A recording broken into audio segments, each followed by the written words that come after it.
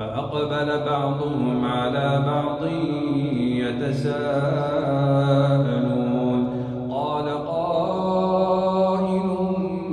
منهم إني كان لي قرين يقول أئنك لمن المصدقين أئذا متنا وكنا ترابا وعظاما أئنا لمدينون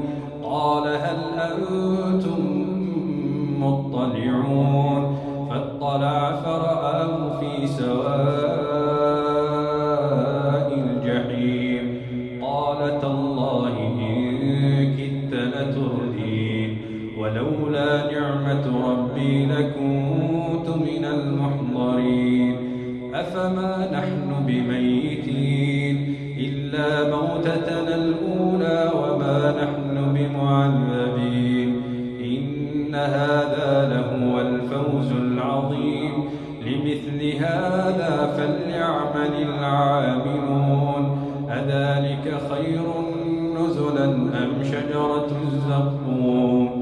إنا جعلناها فتنة للظالمين إنها شجرة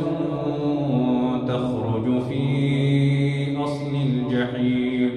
طلعها كأنه رؤوس الشياطين فإنهم لآكلون منها فمالئون منها البطون ثم إن لهم عليها لشوبا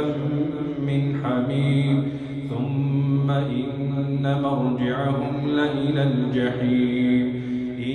إنهم ألفوا آباءهم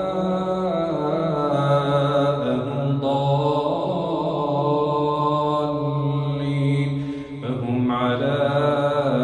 آثارهم يهرعون